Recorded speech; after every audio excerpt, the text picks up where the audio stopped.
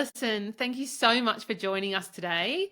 I can tell you that our audience has been very excited that you are coming on. So thank you. Thank you for having me. It's always great to be on a show that looks at the topic of grief. Hopefully, it helps a lot of people. I'm sure it must. And if I can help in any way, I'm happy to. I think you absolutely will. But before we get stuck into talking about grief and spirit and the afterlife, I do have to bring up something, the most iconic scene from the Real Housewives of Beverly Hills. You're probably sick of hearing about this lately, but we just can't believe that all your predictions about Kyle Richards are coming true. Can you tell us a little bit about that dinner party from hell, please, before we get stuck into grief? First of all, I'm a little offended that people thought I was wrong. But, I have a pretty good track record. But True. the dinner party itself, it was the first seasons of The Real Housewives of Beverly Hills. So I hadn't seen an episode. I didn't know who these people were. I was just going to be a friend to my friend Camille Grammer. I was really close with Kelsey Grammer, who is her ex-husband now. He is the executive producer of Medium. So we had known each other for a long time. And when I was there, it was strange. And there's some speculation right now going on. I know there's a lot of lawsuits flying here with Bravo and in the Bravoverse, and about sort of holding people captive at these tapings. I didn't think a lot of it at the time. It was, they do take your car away. They did take my car away, so I wasn't able to leave, and it didn't make me very comfortable. I was on top of a cliff in Malibu, so it's not as though you could just walk outside and call somebody to come pick you up, because they have a car pick you up at home and bring you there. So it wasn't a destination I'd been to more than one time for Kelsey and Camille, and it was nighttime. So it was a little odd. It was a 4-hour dinner. It was not enjoyable. I think the title was appropriate. It was a dinner party from hell on all levels. All I could do when I was sitting there thinking, I don't want to be here, I was like, well, if I have to be here, and maybe this is my American side, I don't know what it is. Maybe it's because I'm a redhead. Maybe it's because I'm just not a doormat. I'm like, well, they have cocktails. I'm going to drink my cocktails. I'm going to hang out and just sit back and watch the fireworks because I can't go anywhere. And,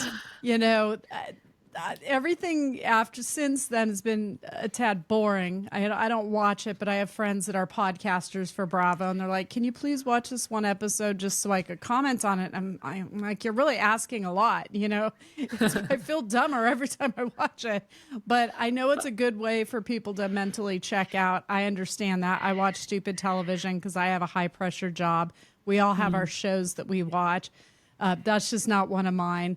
I went home for the right reasons, and it took 13 years until the prediction came to pass. And people say, well, it was a long time. My response to that would be, she wasn't happy then. It's not my fault she held out. That was on her. That's a choice. That's free will. So it is what it is. I said what I said. I meant what I said. I didn't want to read people. I wasn't there for that. I was a guest. Ape came there because I don't eat with people that I don't like or that I don't really know. And so I'd already eaten before I got there. I didn't know if they were serving California, lettuce leaves with pomegranate seeds on it, or so I stopped at Casa Vega and had a nice big burrito before I came there, which was great. But yeah, the glasses, everything was just made to be over the top. I'm not sure how they don't have episodes. If they could do that then, I think they became more boring because the women on the show became more controlled as to how they're seen since then. And at the time, it was new, and they had nothing to lose.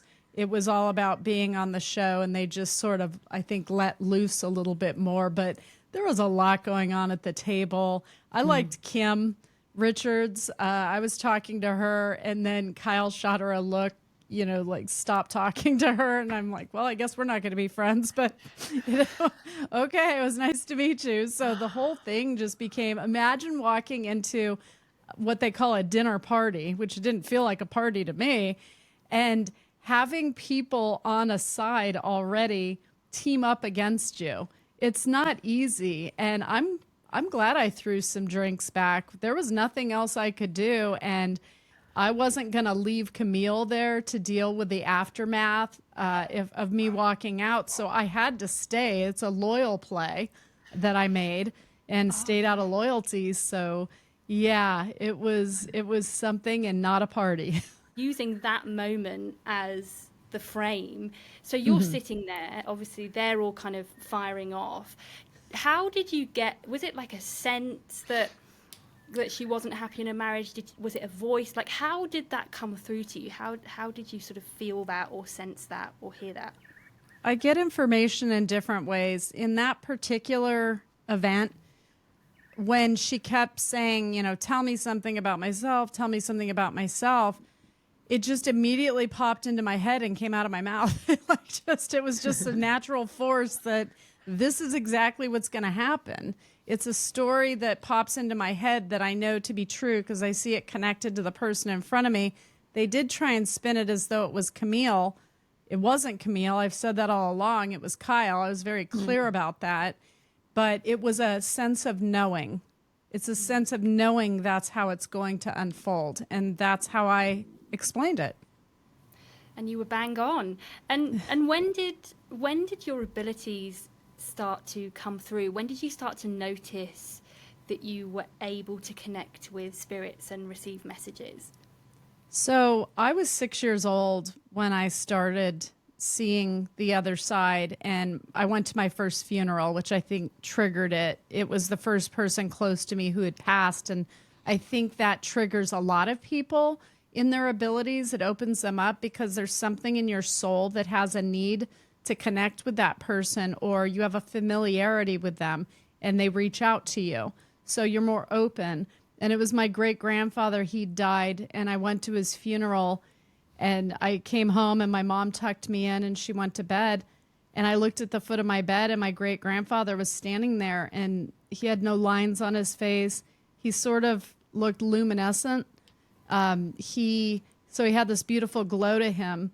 He looked like my great-grandfather, but without flaws, flawless. And he just seemed happy and healthy. And he had died of intestinal cancer. So he died in a very painful way where you deteriorate, but he didn't look like that. And he said, tell your mom I'm not in pain anymore and I'm still with her. I thought he took a nap in the casket at the funeral, felt better, like any 6-year-old would think, and he was back. So I was excited, and I knocked on my mom's door. I delivered the messages, and she looked at me and she said, go back to bed. And I went back to my room. He was gone. It confused me.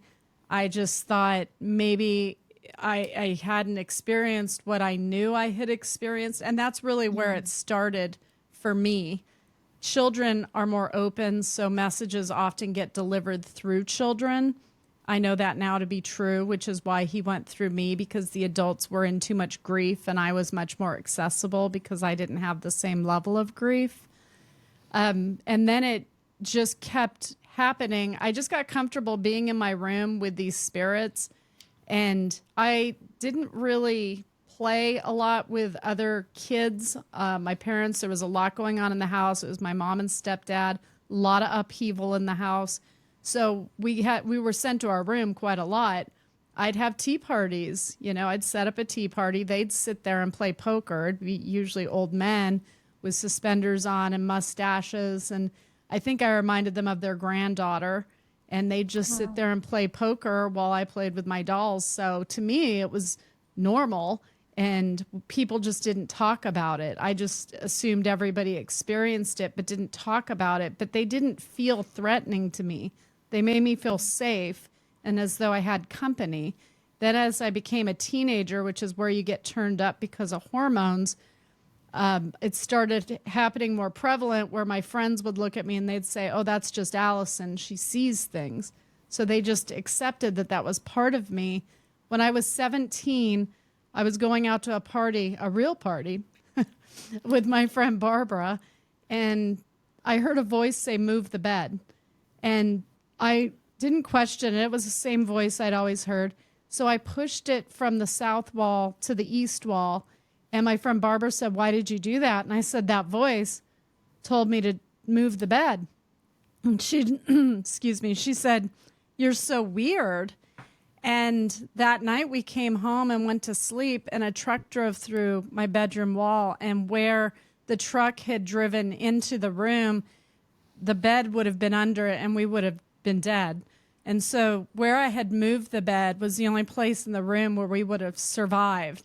So for all the people that aren't sure if there's life after death, I think for some people it takes longer for them to get to that point. But since I started in childhood trusting the voice, trusting the presences, it's saved my life more than once. I'm going to keep listening to that voice. And when we get to the other side, I could have that conversation with those cynics and skeptics about what they thought was true and what actually is. So I don't worry about them too much. But that's how far back it started. I was 6 when I had my first profound experience with the other side. Amazing. And we are big believers in the other side. We are not skeptics at all. Since our mums both died, we've had so many signs and amazing things happen. But I've heard you talk about psychic abilities being hereditary, so you can pass them down in your family. Did your mum have any psychic abilities, or do you know where yours came from? Because I know your daughters do, don't they? Mm-hmm. So in my family, my grandma Jenny, my mom's mom, always knew when people were going to die. And she'd stop the clock at a certain time and say somebody's time just ran out. And we'd get a call the next day or a few hours later that a family member in another state had died, and it would be at the time that she stopped the clock at. So I grew up with a grandmother that I could talk to about these things somewhat, but even with her, she was a World War II generation. I think they knew what was true inside of them and what their experiences were. They didn't always talk about it so much. And then I had my mom, who's a boomer, and although she has some abilities, she has bad judgment. So I don't always listen to what she says because she doesn't always follow her own initial instinct. And I talk to my students about this. It's very important. You don't let your head override your gut feeling ever, because your gut feeling is your soul screaming at you to do something. And when you override it with your head because you don't want to offend someone or because you want a different result, you do yourself a disservice. So my mom married a few men that did not work out for her. And so when I say she had bad judgment, that's what I mean. So you have to look at the source. There's a lot of people with abilities, but how are they on their judgment? And how are they as people with borders and boundaries being able to have borders and boundaries with the dead and with the living? Because if they don't have those, they're not going to be effective mediums. Something I'd love to know, Im and I are both quite anxious people, and sometimes I can't tell the difference between, is it a gut feeling or is it just my anxiety? Like, how can you tell, like, if it's a gut feeling that you've got to go with? There's a sense of urgency when it's to protect you that isn't anxiety. It's different. It's knowing you have to do that. It's a sense of knowing, not suspecting, not speculating, not whipping yourself into a frenzy. You just, at least I do, immediately act on it because I know that's that voice or that sense for me that's never steered me wrong. So for you, when you feel anxiety, and this happens with moms especially, with your children, they have dreams that they died or, you know, they're worried about them, and we get very ramped up on something bad's going to happen. But it's not a sense of knowing. It's a fear that it's going to happen. It's a little different, and it's about learning that nuance that makes it different in reading energy. I heard a quote once that reminds me of this, that was, not every intrusive thought is a premonition.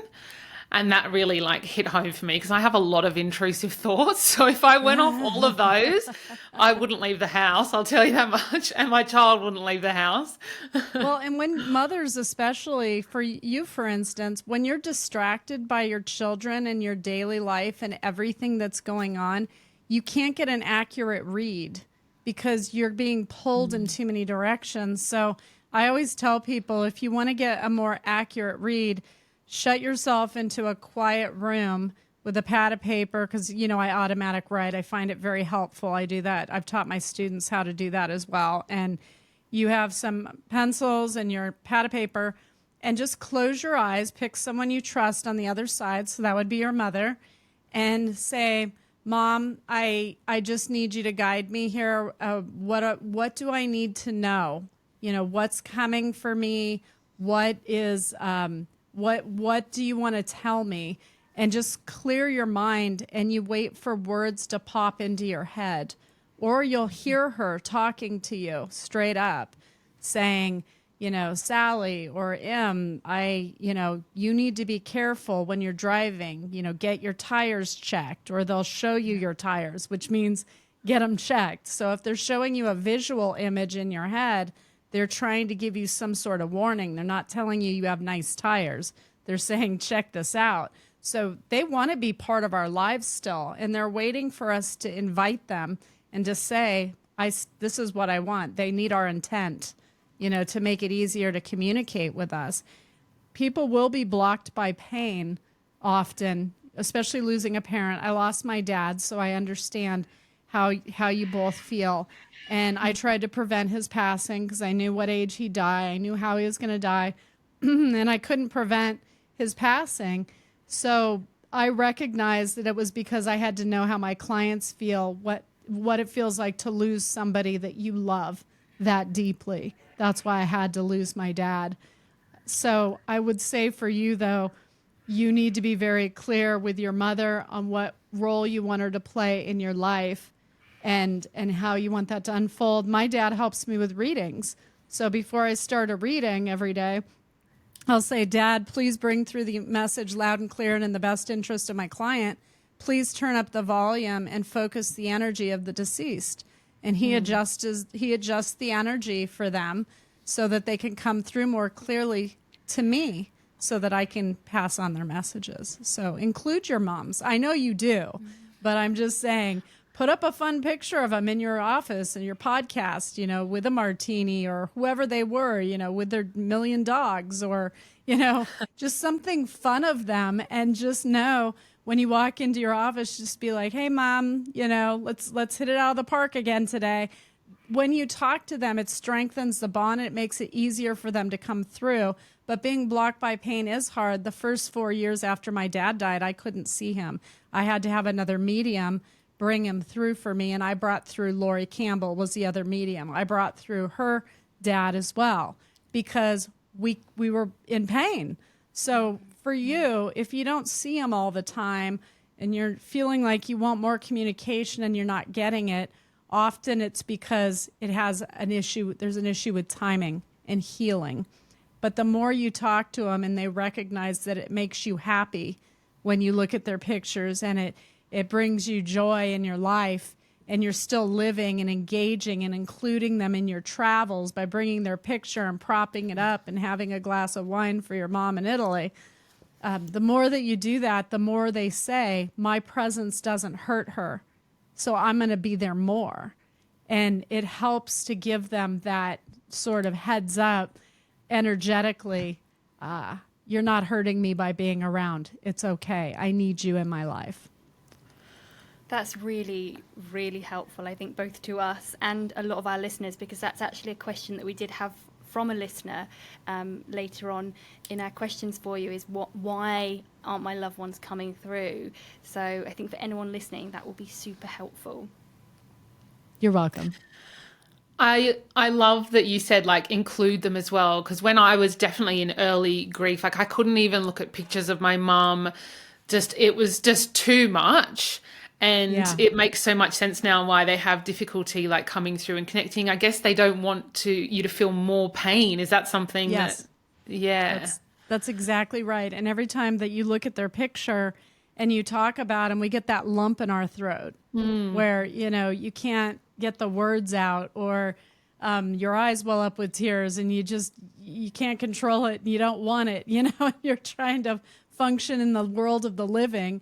And they see that and they pull back for a while. That's why they go through your friends, your cousins, other family members to get messages to you. It's not that they're not around you. They're around you constantly. They just need somebody with a clear mind to come through to. And when we're blocked by pain, it's a wall that goes up after they die. And it's sort of our soul's way to protect us from, if anything else bad happened, it would destroy us. So this emotional wall goes up to protect us until we get to a point where we say to the universe, we don't need the wall anymore. I'm strong enough on my own. And then you see their presence constantly, which is great. Oh, I love that. Do you ask for signs like from your dad? I don't need signs from my dad. I know he's there, but I just talked to him, but he's always sent signs. I'd be on tour, and I moved into a house 3 weeks before he died. I moved to the city he lived in. There was something inside of me frantically felt like I had to move my family. I needed to be closer to him. And so we packed up the kids. We moved to Phoenix, where my dad lived, and our house number was 222. And he never walked through our front door. He died September 22nd, 222. So when I was on tour, every time I'd be in the green room or the ladies' room getting ready to go on stage, I'd see either on the back of the door, there'd be a sticker that said 222, or my hotel number would just happen to be 222 that they put me in. Or I did it was sort of a Dancing with the Stars where they let us wear the dresses from the show, but it was a charity event. My dad was a professional ballroom dancer, so they asked me to do it. I grew up in his dance studio, so I did it in honor of him. So Copacabana is what I danced to. And that was a song. And so I go to catch a flight out after my number, and the guy on the airline, sometimes flight attendants will sing little jingles with their airline name in it, started singing Copacabana, but with Southwest Airlines. And I'm just sitting there like, really? This is amazing. My dad was saying, I saw you do that for me. I saw you perform, which was awesome. Then I get to Buffalo, New York, which is where I had my next event. And he always took me out for pizza. And I had our 3 little girls with us, and we're sitting at a patio table after my event. And this guy runs out with pizzas, and he's like, our pizza parlor's closing early. Do you want a $5 cheesy pizza? I'm like, yeah, I want a $5 cheesy pizza. And then this man walks up to me who seems sort of homeless, like a little lost. And he looked at me and he sang Dance with My Father. It was a Luther Vandross song, which was huge at the time. It was very, very popular. And he sang it. It's such a beautiful song. And obviously I cried every time because I used to dance with my father. And he just looked at me and said, God works in mysterious ways. So like you mentioned there with all of the twos, like what do numbers mean? Should we be paying attention to them? It's so interesting that you bring that up, because I think people don't read into the numbers correctly often enough. I know numerologists, and 111, like any sequence of 1 is supposed to be new beginnings. You're just starting something new. It's a new page in your life. Something new's coming. That's what it pertains to. 444 is angels are watching you, which I get constantly. And if I'm being watched, they must be wildly entertained. So I'm like, okay, I'm sure they'll have some comments for me on the other side, but that's good. But what I was realizing at my events is that a lot of the times numbers on clocks and numbers are used by the other side to communicate something to you. I had an event, this was in Australia actually, and a guy said, I don't know why my grandmother keeps trying to come through to me. I wasn't even close to her. And this is how selfish the living are. We just are. We are so subjective. We see it only from our perspective. And he said, I wasn't close to her. I don't know why I'm always seeing 1 3 1 3 1 3. He's like, I'm always seeing the sequence of 1 3. And I said, how old were you when she died? And he said, 13. And I'm There you go. said, do you think maybe she's trying to say, I'm sorry I had to go when you were 13, but I've loved you ever since? Do you think she wants that connection with you? So sometimes we have to step back and stop driving ourselves crazy trying to figure it out and let ourselves naturally process the information with a little help from the other side. They'll let you know at least a feeling of what it has something to do with. And the guy I speak of was a complete skeptic and was there to prove his wife wrong, which made it even more hilarious. My entire audience cracked up. But then it hit him that he was loved and it affected him. You know, so sometimes they will communicate through numbers if it's difficult to get your attention by talking to you in your head or in your soul. If you're hard to get through to, they have to resort to outside forces, music, numbers, names that will trigger you to think about them. But they're pretty much puppeteering everyone around you to get messages to you to help you to move through your grief and to heal. And after my dad died, I think your listeners will find this particularly helpful because it has to do with perspective. After my dad died, I was 30 when he died. And after he died, I was in church. I was yelling at God because, you know, that's who I am. I'm like, no, I know no bounds. And I was very angry that I'd lost my father. And I think a lot of people have done that. And I said, I told you if you took him, I wasn't going to do this anymore. I wasn't going to help people. You know, that all I asked is you didn't take him because I knew he was going to die at 67 of a massive heart attack. A voice told me that when he was 65. And I spent 2 years sending him to heart specialists that said he was in great shape because he was a ballroom dancer for 50 years. So they just thought I was nuts. My dad died at 67 of a massive heart attack. I had to get the ME report to see the autopsy. It said clear signs of heart disease that obviously they weren't supposed to catch because my dad was supposed to go. He's part of my story. And I heard a voice in church say, you were given the gift of 2 years to say goodbye to your father. So they were basically saying, you know, hey, we gave you 2 years. You hope you used it wisely. And I did. I said everything I ever needed to say to him. I feel completely at peace with that. He knew I loved him. He knows that. And then the voice said, every day you wake up is a good day. You're a day closer to seeing him again. He's not your past. He's your present and future. You're moving towards him. And that just shifted my perspective. Every day is a day closer to him. I'm moving towards him. I'm not leaving him behind. I don't know how you felt when your mom's passed, but I didn't want to go to sleep that first night because I felt like I was leaving her in the past. Moving away from that last time he drew breath or laughed or was alive, I just didn't want to move away from it. So we hold on to the death and we hurt ourselves by doing that. And we cling to it, even though it's a sword that's cutting us up because we're clinging to it so hard, that death of theirs. So I realized the perspective is my dad's moving forward. He's not in my past, and I better move with him. And something you just mentioned there about your dad needing to die to be part of your story. Yeah. That I know that Im will also be able to connect to that like I can, because we often have a bittersweet feeling that we wouldn't be doing the work that we're doing if our mums hadn't have died. We don't want them to have died, but also it feels like them dying then set us on the course to meet and then be helping other people in their grief. Your moms absolutely love watching you thrive. They high-five each other. They're like, that's our girls. You know, they're Brachiosaurus on the other side. Our girls hear us. And although it's hard, and it was hard for you, I found it difficult to accept that somebody we love had to die to put us on a path other people don't have to walk, is a big pill to swallow, because other people don't have to pay that sort of a price to walk their path, but for us, we do.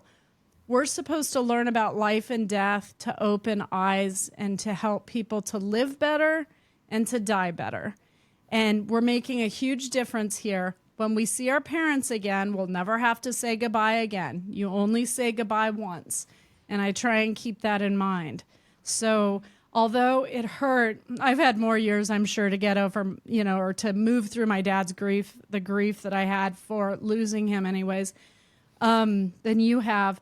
But I got to tell you, my dad would be so proud. And I think I've actually achieved more with him by my side than we would have separately in life had he stayed in the physical world.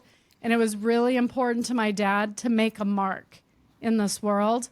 And maybe for your moms too, it was important that their soul know that they made a difference for thousands of people, maybe millions one day, that their daughter's their vehicle to achieve that. So you do it together. Do it in their name. You honor them, and therefore they live vicariously through us. And every time we win, they feel our win. And that feels good. I love that. It's such a beautiful thought, and we can both relate to that so much. And I just want to jump back a bit where you were talking about numbers and that you were given like 2 years, until your dad died. And right. I don't think you had any control over it, and you couldn't have controlled it. I was an arrogant human being, and I thought I could control it. I thought I could stop it from happening. And that's a big lesson to learn, that we're only human. Yeah, exactly. Mm-hmm. And so your dad died. There were lots of 2s in the sequence, and that just sparked something in me. My mum died on the 22nd of the 2nd, 2020. So I was like, whoa, all the 2s, and her PIN number used to be 2222. So was she always going to die on that day, Alison? Like, are our loved ones, like, is there points in our life that's just our story, and we don't have any control over those things? Absolutely. And when we're given those number sequences, now see, we don't see the meaning in them until later, but that's the universe's way of saying, we were letting you know that this happened for a reason. It's okay. We have her, and so it's sort of supposed to bring us a little bit of peace and knowingness that they didn't die in vain and that they're in good hands. So I find numbers to be very soothing for that reason. And, if I go to Vegas or something and you go to a roulette table and you're gambling, you put those 2s down, right? Like, we always put the 2s down for them, because it's lucky to us, even though it's tied to their death, it's also tied to their soul. And somehow they're there with you in that moment. So even though 2s seemed painful in the beginning, it became very lucky for me because it's got my dad's essence on it. I hope it feels that way for you with your mother as well. But the universe was letting you know, by you looking back on all those sequences of 2s, this was going to happen. You had no control. I knew my dad was going to die because I'm a psychic 2 years ahead of time, when he had no heart issues his entire life. I sent him to every cardiac specialist I could. They all said the same thing: no signs of heart disease. Well, he didn't just get heart disease in 2 years, And then for them to say visible signs of heart disease for the medical examiner's report, that was reassurance to me that this was not supposed to be stopped.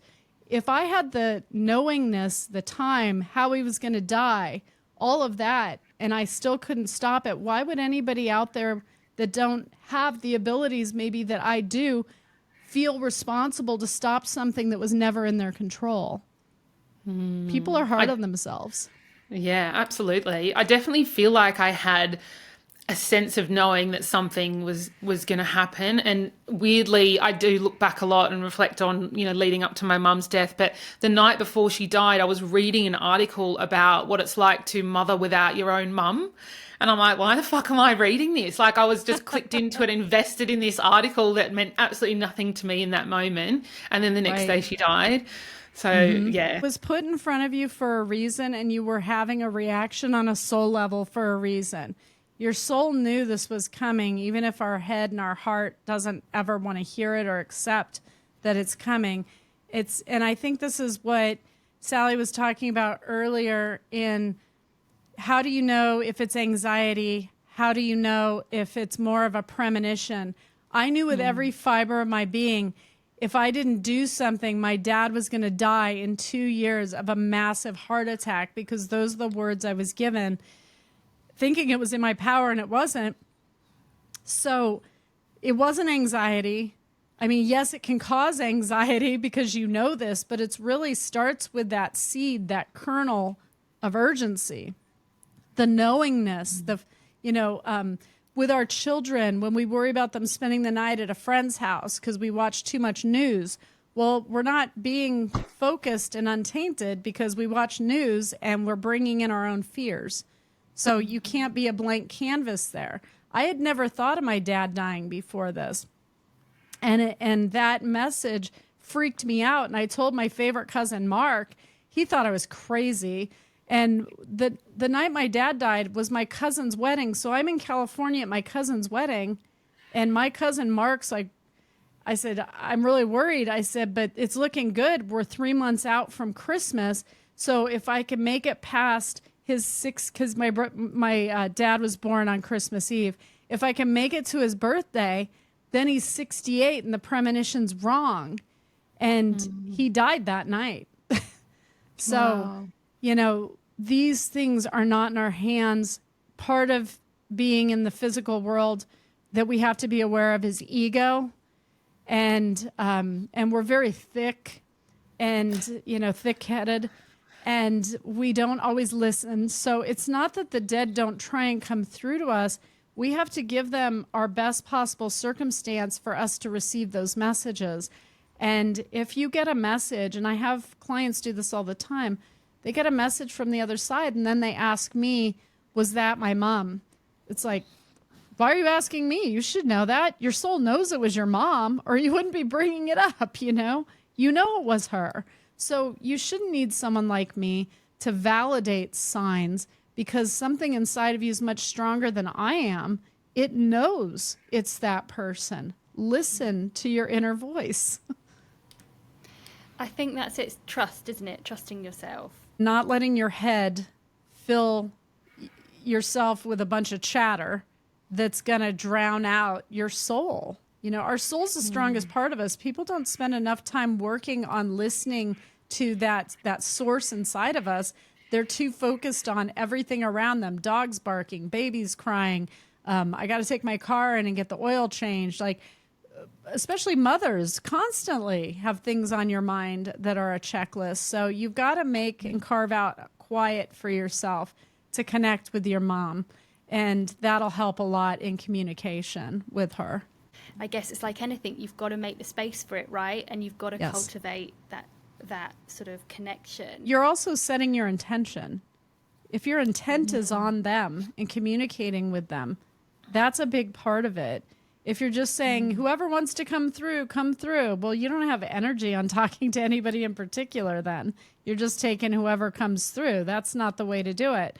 Put up a picture of your mother on your nightstand. Usually they revert to a younger age. When I do a reading, the dead give me the age they reverted to, which is usually the year they got married, when they had their baby, when they were pregnant. Sometimes it's when they won a Golden Glove prize fight. Or made a movie if they're famous. That happens too. So they give a particular age. Take out a picture of them at that age. Your soul will tell you roughly how old your mother is now, because you'll go through photos of her and be drawn to one of her young, that you just know that's how she looks. That's the photo you put up. And then when you go to bed, think about only the happy things, how she made the holidays fantastic, how she was selfless, how you miss her in the kitchen, when you'd have a barbecue, how she brought the family together, and now there's no glue holding the family together quite so tight. The happy things, we went to Disneyland, we went to the beach, I remember doing this with my mother. She taught me how to drive, all of that. And just smile and say, okay, Mom, I'm ready for a visit, and go to sleep and let her come through. That's how you clear the emotional wall. As you go to sleep, you've set your intention that your intent is on talking to your mother while you sleep and your head is shut down and you don't have so much noise around you in your daily life. I will say to people, though, people who medicate themselves often don't have as many real experiences where they wake up knowing that was they try and pull their husbands out of their dreams. I see this sometimes. Women describe it. They'll be dancing with them or kissing them, and they'll start waking up, and they try and hold on to them. And then they wake up, and they're not there, but they can still feel that they were just touching their face. A visit is so different than just a dream. A visit, you know they were there. Sometimes you smell their cologne or their perfume or roses. You know they were there. And you can do that often. You can have visits often. They'll do it. They'll show up for you. You just have to set the stage to make it easier for them to be heard and seen by you. And you mentioned there if they're medicated, is that if they're taking sleeping tablets or something that's kind of going to knock them out? Well, yeah, I mean, anything that messes with you neurologically, that affects you neurologically, is going to affect messaging. Mm-hmm. So that even has to do with pot. You have no borders and boundaries if you're stoned, so you're not going to be able to keep out, dark forces are drawn to people who do drugs. So you're going to pull in more of that because you're a lower frequency energy, and like energy is attracted to like energy. So they won't know what's in their head, what's hallucinations, and what was real. So it just makes it a weaker. The dead wouldn't even try and come through then because they know that you're going to get a muddled message or you become paranoid. So it's not good, and they don't want to take you down that rabbit hole. So medication can absolutely affect you. And melatonin here, which I think is illegal there, knocks you out, but it gives you weird dreams. So, if you can go one night and just have a couple martinis, you're fine. That they can deal with. That they can work through that. There's just something that you mentioned I just want to touch on. And you're talking about memories and, thinking about the nice things they did. What about if you wanted to connect with somebody that you love who's passed over, but you didn't have a great relationship with, or maybe didn't have lots of happy memories that you can draw on? Sure. So there's two things here. One, it can be somebody who you were just much younger than, like we have great-grandparents, grandparents, often die around, like for me, childhood. And I didn't get to make a ton of memories with my great-grandfather, but I knew the feeling of being around him. I knew I felt safe. I knew he was kind. He always wore cowboy boots. Like, there were certain things I knew about him.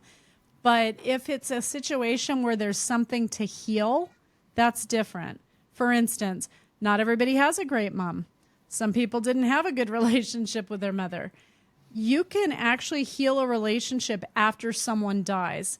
And I find it healing for the physical world, for the living people, to just say to yourself, I'm using a mother that is not yours as an example, but she didn't have a good life. She went through a lot of pain. She had a lot of wounds. This wasn't the life she was looking for. I hope she finds what she's looking for on the other side. I hope there's peace for her, or that she gets to come back and live the life she didn't have this time round. I hope that, I wish it, I intend it for her, because I do love her, even though I can't relate to her and I don't like the things she did. I understand she wasn't coming from a good place, and I forgive that and let that go.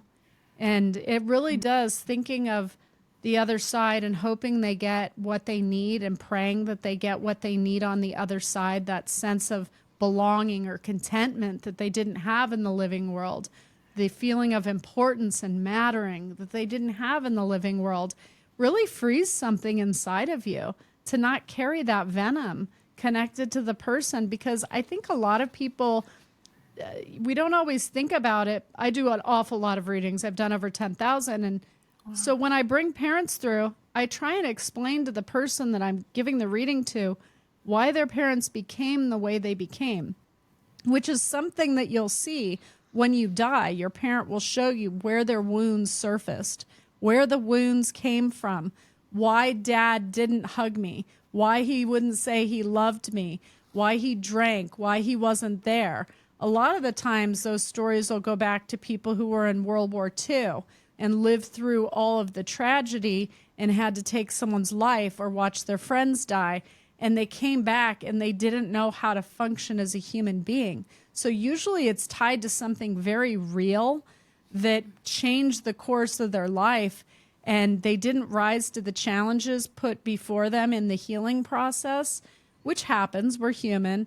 And so it continued to fester. The wound continued to grow, and they take it out on other people. So you really have to look at those people and say, I'm sorry that you walked around and through this lifetime feeling like you didn't matter and in pain. I see your pain, and I'm sorry for it. You know, no matter what they did to you, but it is very healing. I am conscious of time, and I'd love to do some quick fire community questions with you before we let you go, if that's okay. One thing we wanted to ask before we went into that was, what is one of the biggest lessons that you've learned from the other side?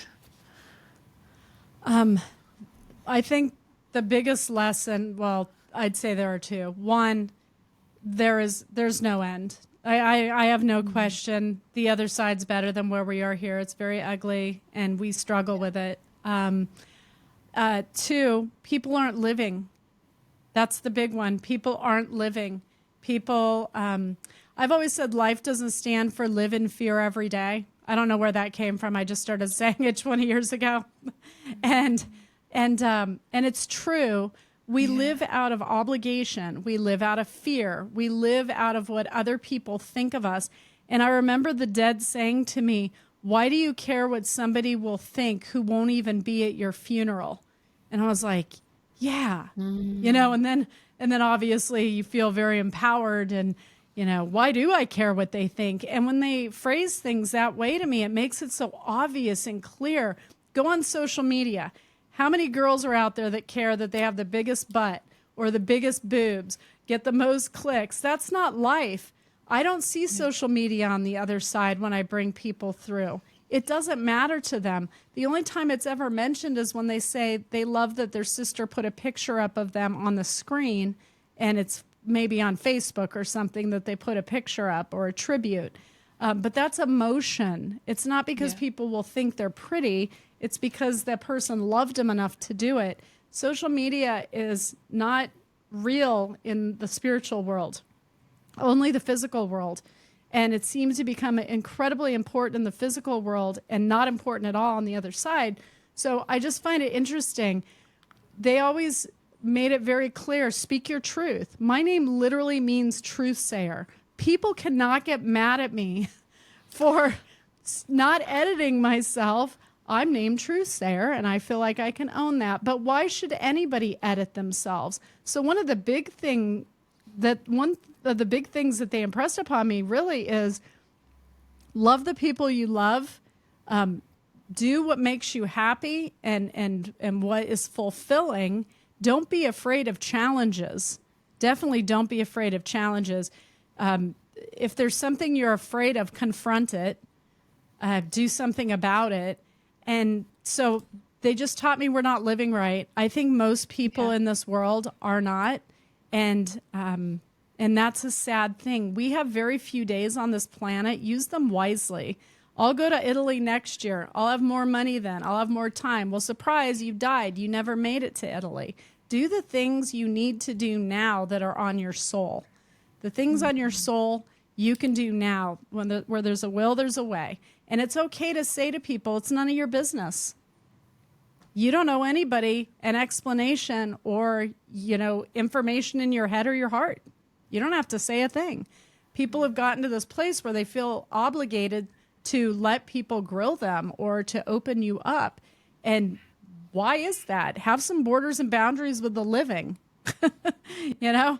They're not entitled to your energy. Don't let other people define who you are. You define who you are. You're the one writing your stories. So don't live for other people. That doesn't mean your family, your children. Of course we do live and thrive for them. But don't give your power away. when it comes to people outside of the people closest to you. That's the biggest mistake people make. So that's what the dead show me. It's the regrets of things they didn't do, or the person they didn't tell them they loved them, or they didn't heal that wound with that person or for that person before they left this earth. That's what I see. So don't do those things. They're trying to get us to live better than they did and differently. And the people who live honestly and are themselves, and some people might even be offended by, are actually on the other side. They're pretty popular because they live their truth.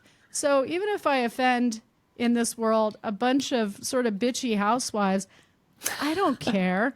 I don't care. You know, it doesn't matter. It doesn't matter. I don't care if Kyle got married. I don't care if she got a divorce. I don't care if they worked out. I don't care. She doesn't make any difference in my life. And there's also people out there that not only would not be at your funeral, if they hear you died, they're going to be happy. You know, don't give those people the level of respect and a place of importance by giving them your energy. Those people you cut ties with. It's just, do not surround yourself with toxicity and people that are low frequency. Vibe with who you vibe with, and please teach your kids that sometimes it takes a long time to find other people as magnificent as yourself, and they're worth waiting for. And because they're not everybody. Everybody doesn't have the same frequency. So hold yourself to a higher standard, but definitely be happy. And tell your husband you love him. Kiss him, work it out, go on a trip. You know, if you truly love him, fight for it. People don't fight for things anymore. I don't get that. If you love somebody, fight for them. You say you'll die for them. You know, will you live for them? Will you work it out with them? So there's a lot that can be healed in this physical world that people just don't even bother. They just accept defeat and walk away. And we've got to stop doing that. I love all of that, and I think whether you're grieving or not, there's a lot of valuable nuggets that people can take from that. So thank you for sharing that, Alison. And before we go, we've got a couple of quickfire questions from our listeners who have been so excited that you're coming on the pod. Oh, that's nice. Thank you. The first one we have here is from a listener who said, how do children come through if they couldn't speak before they passed? So when the other side communicates, when souls communicate, they do it telepathically. So even if they didn't use their voice box or their mouth, they can still communicate. Actually, we do in this living world. When you look at your husband and you know what the other one's thinking or what they're feeling, or you look at your child and you feel that, you're telepathically communicating with them what that feeling is, and the other one's receiving it. They just do it on a higher level. I do see people like children who were in wheelchairs or missing limbs will show themselves climbing trees, and they'll say they're whole again, and they're shown as whole. But as far as somebody who couldn't hear or couldn't speak, who was deaf, that's different. They just communicate telepathically.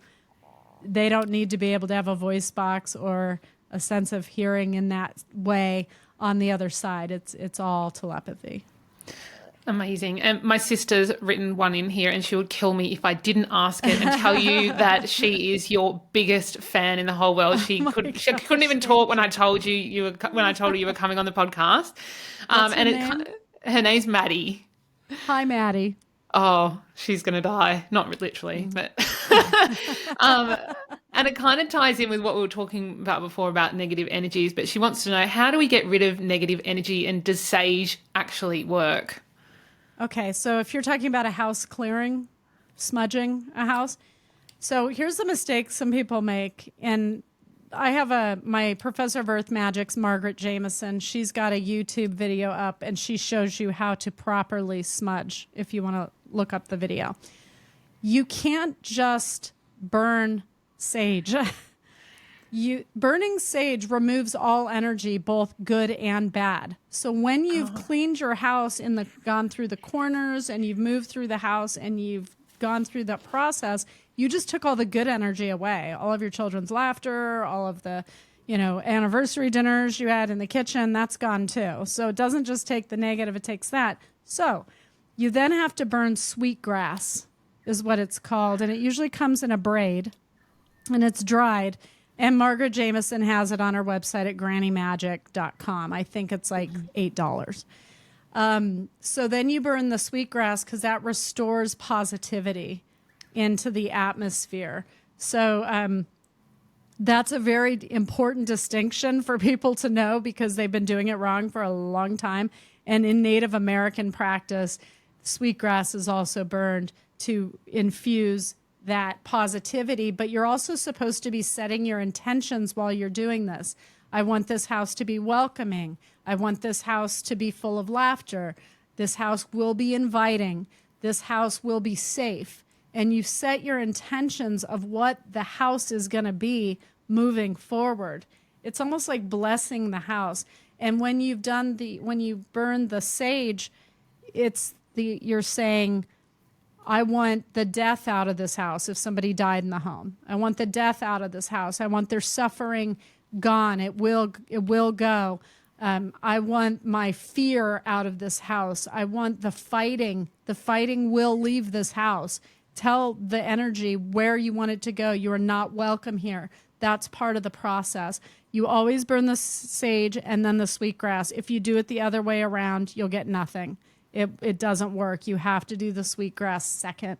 Also, with sage, and I think people get confused with this, first of all, put a ceramic plate under it so you don't burn your house down because it will drop embers. When people burn it and it starts going out, they get nervous and they're like, oh, this isn't lit. This room must be fine. It's actually the opposite. When there's dark energy in a room, you'll see the red embers turn black. You'll see it start being extinguished because it's fighting the dark energy. So you relight it, and you keep relighting it until it stops going out. So that's when it's actually doing the work. I hope that helps. So helpful, and I think Im and I have definitely been saging the wrong way, so I'm gonna get onto that. Gonna get onto that sweetgrass. That's super, super helpful. I feel like everything that you have spoken to us about in this conversation has been incredibly, incredibly helpful and insightful for us and for our listeners. So thank you so much for your generosity and your time. Thanks for having me on. I enjoyed it.